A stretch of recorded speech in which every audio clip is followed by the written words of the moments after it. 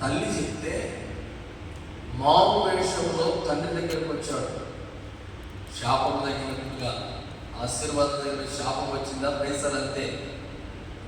అయితే తండ్రి అంటున్నాడు, తండ్రి ఏమంటున్నాడు? నా కుమారుడా నా దగ్గరకు రమ్ము. ఏమంటున్నాడు? నా కుమారుడా నా దగ్గరకు రమ్ము. నీవు అక్కడ ఒక మాట చదివినట్లయితే ఏమని ఉంటుందంటే, నీవు నా కుమారుడవో కావో నేను నిన్ను తడివి చూచెదను, దగ్గరకు రా. తడివి చూస్తాను అంటే కళ్ళు మంద దృష్టి, కళ్ళు కనిపించదు తండ్రికి. కుమారుడిని తడివి చూస్తూ ఉన్నాడు అంటే ఇలా భుజాలు, ఇలాగ మెడ, ఇలాగ నా కుమారుడు కాదు. కళ్ళు లేడు కదా, కళ్ళు కనిపించదు కదా. ఎలా ఉన్నాడు నా కుమారుడు? ఏషావు అయితే, ఎందుకంటే ఏషావు అయితే ఒంటి నిండా రోమాలు ఉంటాయి. అలాగే యాకోబు అయితే నున్నని వాడు, అంటే ఎలా ఉంటాడంటే నున్నని వాడుగా ఉంటాడు, అంటే నున్నని వాడిగా ఉంటాడు. నేను గుర్తుపడతా, నేను ఎవరో గుర్తుపడతా అని నా దగ్గరికి రమ్ము, నా కుమారుడు కాదు నిన్ను నేను తరిగి చూస్తాను. నా దగ్గరకు రమ్ము, నీవు నా కుమారుడవు కాదు, నేను నిన్ను తరిగి చూస్తాను, పరిశీలన చేస్తాను అంటున్నాడు. అమ్మా, నిన్ను నేను పరీక్ష చేసి నేను నిన్ను దీవిస్తాను. ఒక వ్యక్తి భూలోకంలో ఆశీర్వాదాలు కావాలి, తండ్రి ఆశీర్వాదాలు కావాలి అంటే ఒక కుమారుడు తండ్రికి దగ్గరగా బ్రతకాలి. కొంతమంది కుమారులు తండ్రికి దూరంగా ఉన్న కుమారులు ఉన్నారు, తండ్రికి దగ్గరగా ఉన్న కుమారులు ఉన్నారు. తండ్రికి దగ్గరగా ఉన్న కుమారులకు తండ్రి ఏం చేస్తాడంటే కొంచెం ఆస్తి అయినా, ఆహారమైనా, వస్త్రాలైనా కాస్తంత ఎక్కువ ఇస్తాడు. కారణం ఏంటి? దగ్గరగా ఉన్న కుమారుడు కనుక, ఏం చెప్తే అది చేస్తూ ఉన్నాడు కనుక.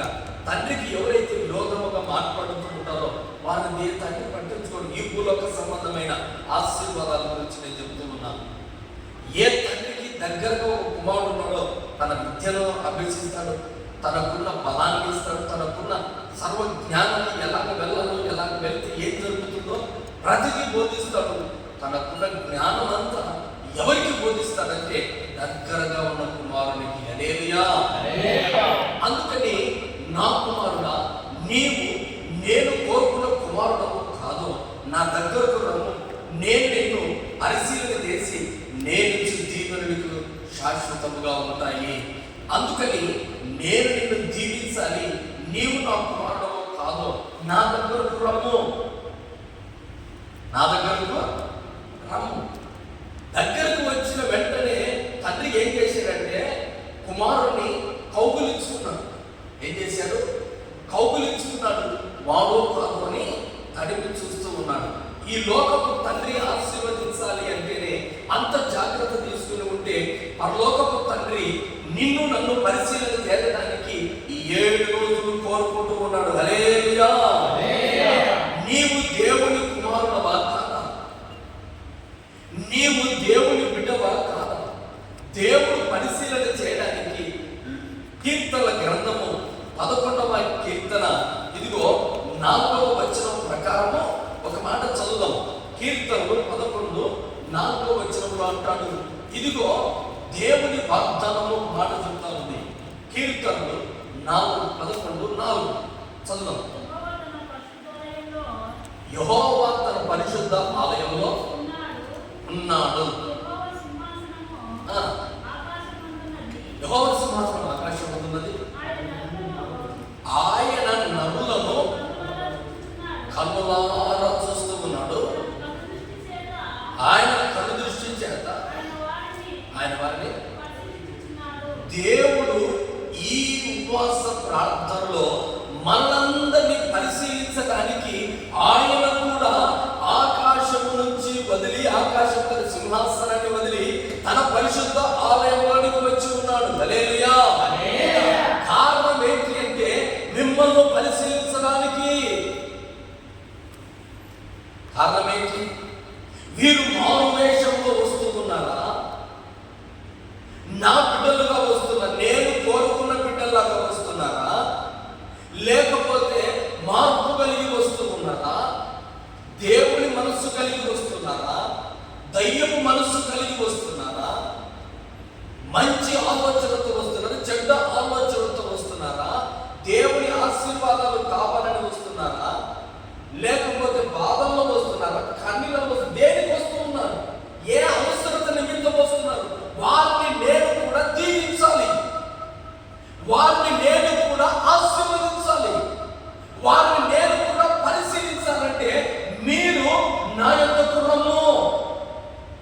హల్లెలూయా. ఏశావు యాకోబు అంటున్నాడు, ఏశావు వేషం వేసుకొని తండ్రి దగ్గర నిలబడినప్పుడు తండ్రి కౌగిలించుకొని ముద్దు పెట్టుకొని ఒక మాట అంటున్నాడు, నీవు నా కుమారుడవో కాదో, అందుకే నేను పరిశీలన చేయాలి, నా కుమారుడమైన ఏశావు నా దగ్గరికి రా. నీ స్వరము చూస్తే యాకోబులాగా వినపడుతూ ఉంది, నీ వస్త్రాలు చూస్తే ఏశావులాగా కనబడుతూ ఉన్నాయి, నీ స్వరము చూస్తే యాకోబులాగా కనబడుతూ ఉంది. అంటే నీ స్వరము నాకు ఏశావులాగా కనబడలేదు, అయితే నీవు నా కుమారుడవో కాదో నా దగ్గరకు రా. ఈ రోజున నీ అలవాట్లు ఎలా ఉన్నాయో తెలియదు, కానీ ఈ 7 రోజుల తర్వాత శనివారం రోజున మనందరికీ అభిషేక ప్రార్థన కొరకు ఏర్పాటు చేయాలని అనుకుంటున్న తలపు కలిగి ఉంది. అయితే ఈ వాటికి సిద్ధపాటు కలిగి ఉండాలి. అంటే ఈ 7 రోజులు నిన్ను దేవుడు పరిశీలన పరీక్ష చేస్తున్నాడు కనుక సమస్త దురలవాటును దేవుడు విడిచిపెడుగాక ఈ వారం అంతా. హల్లెలూయా, హల్లెలూయా. 7 రోజులు ఈ వారం అంతా పరిశుద్ధంగా ఉండి ఆయన సన్నిధిలో ఆయన పరిశీలన చేస్తూ ఉన్నాడు కనుక మాట ఎంతైనా, చూపు ఎంతైనా, ప్రవర్తన ఎంతైనా జాగ్రత్త కలిగి ఈ 7 దినములో ప్రార్థనలో మనం పాల్గొనాలి. ఎందుకంటే నా దగ్గరకు రమ్ము, నేను నిన్ను తడిమి చూచను, నిన్ను నేను పరిశీలన చేయాలి, నీవు నా కుమారుడవు కాదో, నేను నిన్ను పరీక్ష చేయాలి. అంటే నా దగ్గరకు రావాలి. నా దగ్గరకు వచ్చినప్పుడు వెంటనే పరిశుద్ధ ఆలయంలో ఉన్న దేవుడు నిన్ను చూస్తూ ఉన్నాడు, నిన్ను చూస్తున్న దేవుడు నిన్ను పరిశీలన చేస్తూ ఉన్నాడు. హల్లెలూయా. ఈ రోజున నిన్ను పరిశీలన చేసే దేవుడు ఇక్కడ ఉన్నాడు కనుక నీవు ఆయన కుమారుడువా కాదా నీవు పరీక్ష చేసుకో. హల్లెలూయా. ఈ రోజున నీవు ఆయన కుమారుడుగా మారాలి అంటే రెబెకా ఏం చేసిందంటే, రెబెకా ఏశావులాగా, యాకోబు అంటే ఏంటో తెలుసు అర్థము, మోసగాడు. హల్లెలూయా. యాకోబు అంటే మోసగాడు. మోసగాడిని దేవుడు తన తండ్రి ఆశీర్వదించేటట్లుగా రెబెకా ఏం చేసిందంటే అలంకారం చేసింది. ఏం చేసింది? అలంకరించింది. అంటే ఏశావులాగా ఏం చేసిందంటే అలంకారం చేసింది. కారణం ఏంటి? దేనికి అలంకరించింది? ఈ కుమారుడు, నా కుమారుడు తప్పనిసరిగా తన తండ్రి ఆశీర్వాదం పొందాలి, అది ఒక నిశ్చయం. నా కుమారుడు మోసగాడే, తన పేరులోనే ఉంది మోసగాడు యాకోబు అంటే. అయితే ఈ మోసగాడిని దీవించబడాలి. ఈ రోజున మన జీవితంలో ఎన్నో మోసాలు ఉండవచ్చు. 7 రోజుల్లో ముగింపు ప్రార్థన దినమందు లోపు మన అలంకరణ మార్చుకుని దేవుడు ఆశీర్వదించును గాక. హల్లెలూయా. మన జీవితంలో మన మాట మోసమై ఉండవచ్చు, మన చూపు మోసమై ఉండవచ్చు, మన హృదయం మోసమై ఉండవచ్చు, మన తలపులు మోసమై ఉండవచ్చు, మన క్రియలు మోసమై ఉండవచ్చు. అయితే రెబెకా ఎలాగైతే ఏశావును యాకోబును మోసగాడైనప్పటికీ ఎలాగైతే చక్కగా ఏశావులాగా అలంకరించి తండ్రి ఎదుట నిలబెట్టిందో, ఈ వాక్యము ద్వారా మిమ్మల్ని చక్కగా దేవుడు అలంకరించును గాక. అలంకరించిన దేవుడు తండ్రి ఎదుట మీరు నిలబడ్డారంటే దేవుని ఆశీర్వాదం మీరు పొందుకోవాలి. ఈ రోజున యాకోబు వెళ్ళాడు. యాకోబు వెళ్ళి తన అలంకారాన్ని రెబెకా మార్చినట్లుగా అలంకరణతో మార్చి తండ్రి ఎదుట నిలబెడితే తండ్రి అంటున్నాడు, స్వరం చూస్తే యాకోబులాగా ఉంది, మాట్లాడటం గుర్తుపడుతున్నాడు తండ్రి. వీడి స్వరం ఏంటి చిన్న కుమారులాగా ఉంది, వీడు వాడేనా కాదా, నా దగ్గరకు రా, నువ్వు నా కుమారుడు ఏమో కాదు, నా దగ్గరకు రండి. దగ్గరకు వచ్చినప్పుడు పోగలు ఇచ్చుకున్నాడు. అప్పుడు నిర్ధారణ చేస్తున్నాడు, స్వరం కొంచెం తేడాగా ఉంది. అయితే ఇదంతా చూస్తే చూస్తే ఏషావులాగే వస్త్రాలు ఏషావుకే అంత ఏషావులాగే కనబడుతూ ఉన్నాడు. కనుక ఇతని నేను ఏషావు అనుకుని నిర్ధారణ చేసి వచ్చిన ఆహారం తిన్నాడు. ఏం చేశాడు? తెచ్చిన ఆహారం తిన్నాడు. తిన్న తర్వాత దీవించడం ప్రారంభించాడు. దీవిస్తున్నాడు. 27వ వచనం చూద్దాం. అతడు దగ్గరకు వచ్చి అతని ముద్దు పెట్టుకునేను. అప్పుడు అతడు అతని వస్త్రములు వాసన చూచి అతని దీవించి ఇదిగో నా కుమారుని సువాసన యెహోవా దీవించిన చేని సువాసన వలె ఉన్నది. ఆకాశపు మంచును భూమి సారమును విస్తారమైన ధాన్యమును ద్రాక్ష రసమును దేవుడు నీకు అనుగ్రహించును గాక. భూఫలమంతా ఆశీర్వాదాలు తీసుకున్నాడు. ఒక వ్యక్తి తండ్రిని తడిమి చూసి పరీక్షించిన వెంటనే దేవుడు ఆ తండ్రి అంటున్నాడు, ఆకాశము మంచును భూమి సారమును విస్తారమైన ధాన్యమును ద్రాక్ష రసము దేవుడి కంటే భూఫలమంతటిని ఆశీర్వదిస్తాడు. ఎక్కడ నువ్వు నిలబడినా, ఏ పంట పొలంలో నిలబడినా నీకు తిరుగులేదు. యాకోబు కాదు, ఏషవా నీకు తిరుగులేదంటున్నాడు. అయితే ఆశీర్వాదాలు తీసుకున్నది ఎవరు? మోసగాడు. తండ్రి దీవిస్తున్నది ఎవరిని? ఏషావు. ఆశీర్వాదం తీసుకున్నది యాకోబు. ఈ రోజున ఆ ఆత్మ అలంకరించింది ఎవరు? రెబెకా. అలా అలంకరించింది అంటే మోసగాడి జీవితాన్ని ఎలాగైనా ఆశీర్వదించాలని తన ప్రేమను బట్టి మోసగాడైనప్పటికీ దేవుడి ఎదురు నిలబెట్టింది, తండ్రి ఎదురు నిలబెట్టింది. ఈ రోజున మన జీవితంలో ఎన్నో తప్పులు కొరతలు ఉంటాయి. మానవుడు అన్నాక చిన్న చిన్న పొరపాట్లు చేస్తూ ఉంటాడు. అయితే నేను కూడా మీరందరూ దీవించాలని ఈ ప్రార్థన కొడుకు ఏర్పాటు చేసిన ఎలాగైనా దేవుడు ఏదో విధానముగా వీరి తప్పులు క్షమించి వీరిని కూడా ఒక తండ్రికి ఆ విధానంగా కనికరమైన దేవుడి కనికర మహాపూర్ణుడు. కనుక ఏదో భూమి పొలాలను, మీరు పంట పొలాలను, మీరు చేతులను, మీరు కష్టార్జితాన్ని సమస్తాన్ని దేవుడు దీవిస్తాడని ఒక చిన్న ఆశ. అలా 29 నుంచి జనులు నీకు దాసులగుదురు, జనులు నీకు సాగిలపడుదురు, నీ బంధువులకును నీవు ఏలికమై ఉండవు, నీ తల్లి పుత్రులు నీకు సాగిలపడుదురు, నీకు శపించువాడు శపించబడుదురు, నిన్ను దీవించువాడు దీవించబడుదురుగా. కానీ సమస్త వాగ్దానాలు తన తండ్రి కొడుకు ఇచ్చి పంపిణీ చేశాడు. ఈ రోజున ఈ 7 దినముల ఉపవాస ప్రార్థన దినమందు దేవుడు అంటున్నాడు, నా దగ్గరకు రమ్మో, నేను నిన్ను పరిశీలించి, నా కుమారుడవో కాదో నేను నిన్ను పరిశీలించి, నేను నిన్ను తడిగి చూసి నిన్ను నేను ఆశీర్వదించబోతున్నాను. ఈ రోజున దేవుడి దగ్గరికి వచ్చాం. దేవుడి నన్ను ఆశీర్వదించాలని కోరుకుంటూ ఉన్నాడు. ఎందుకంటే దేవుడు సర్వశక్తి కలిగిన దేవుడు అయినాడు. హల్లెలూయా. మొదటి యోహాను రాసిన పత్రిక 4వ అధ్యాయం మొదటి నుంచి 3 వచనాలు చదువుదాం. యోహాను రాసిన మొదటి పత్రిక 4వ అధ్యాయం 4.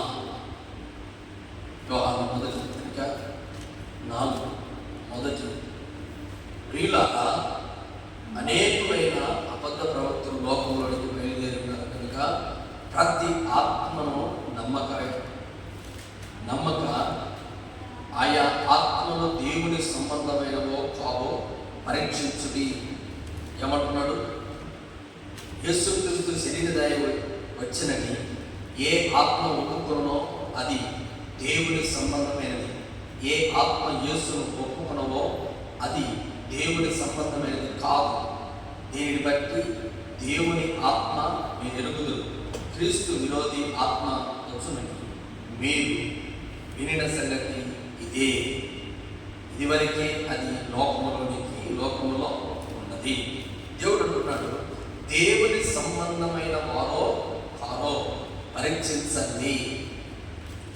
ఈ రోజున దేవుడు అంటున్నాడు, ఇక్కడికి వచ్చిన వారు దేవుని సంబంధం కాక దేవుడు పరీక్షించాలని కోరుకుంటున్నాడు.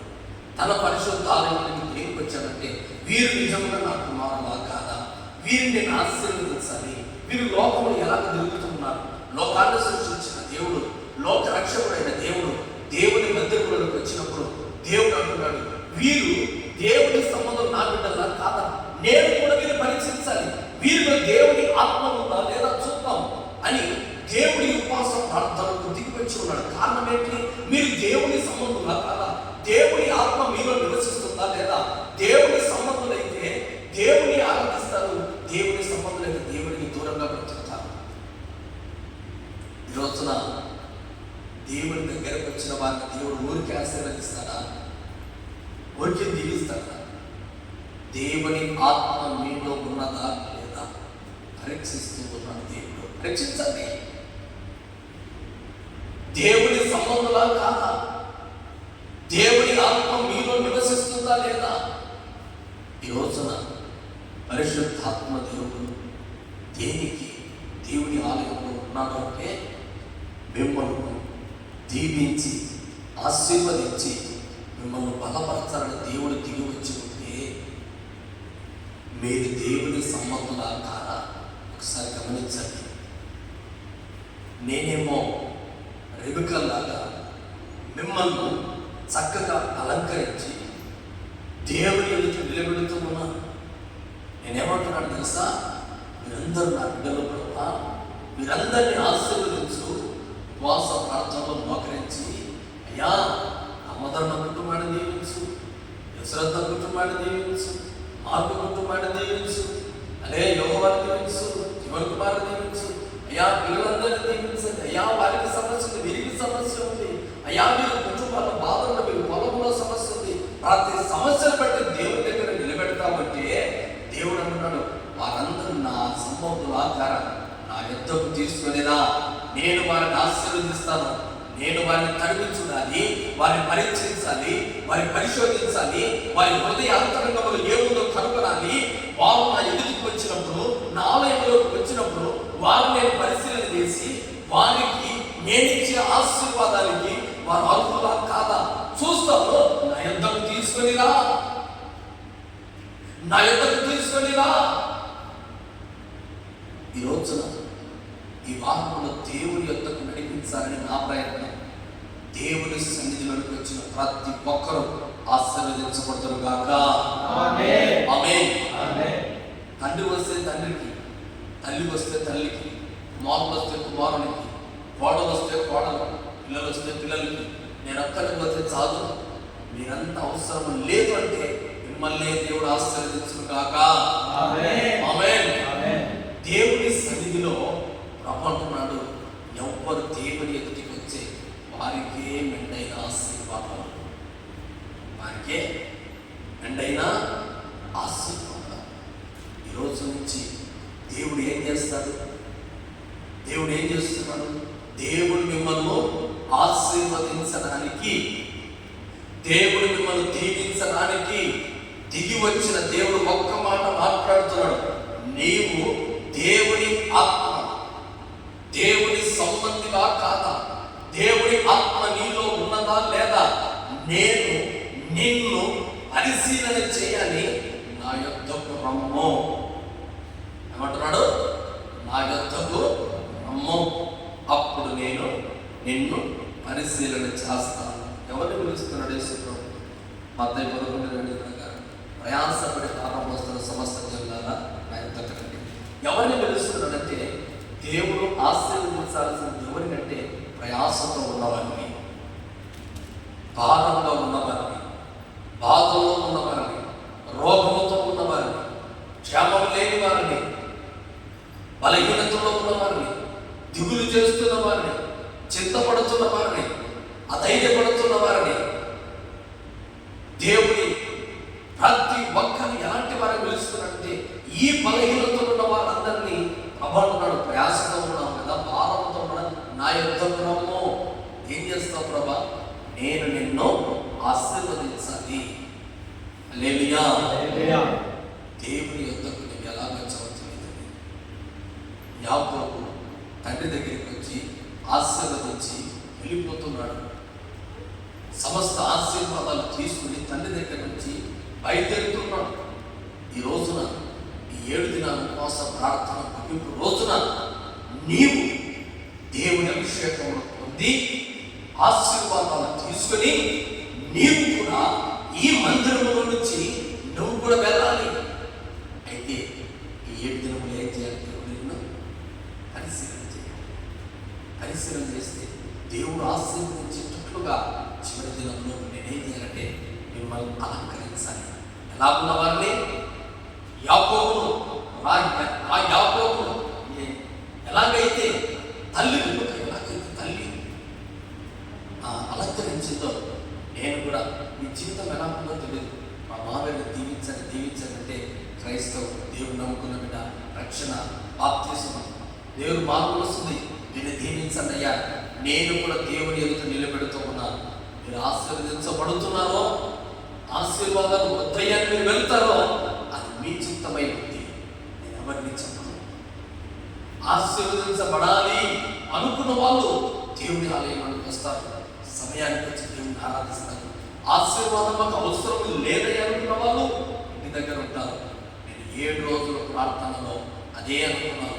ప్రభు ప్రార్థన చెప్తున్నాను, వారి నా యొద్దకు నడిపించు. వారి జీవితం మోసకరమైనప్పటికీ యాకోబును ఆశీర్వదించినట్లుగా జీవితం సరి లేకపోయినప్పటికీ నేను ఆశీర్వదించాలని కోరుకుంటున్నాను. ప్రయాసంలో ఉన్నారు, భావంలో ఉన్నారు, బాధలో ఉన్నారు, కన్నీళ్ళలో ఉన్నారు, శ్రమలలో ఉన్నారు. నేను వారిని ఆశీర్వదించాలని కోరుకున్నాను. అయితే ఆకాశం నుంచి దిగి వచ్చి దేవుని ఆలయంలో కూర్చున్న దేవుడిని అందరినీ పరిశీలిస్తున్నాను. పరిశీలించిన దేవుడిని వీటిని చుట్టూ జాగ్రత్తగా 7 దినములో ఈరోజు మాట్లాడుతున్న దేవుడి 7 దినం ఉపవాస ప్రార్థనలో సమస్త కల్మషాన్ని పక్కన పెట్టండి. ప్రభు ఎంతో ప్రార్థన చేసుకొని దైవ భయం కలిగి, భక్తి కలిగి దేవుని సన్నిధిలో ఉందము కాక. ఆమేన్. అందరూ మోకరిద్దాం. కొద్ది వాక్యం దేవుడు దీవించును కాక.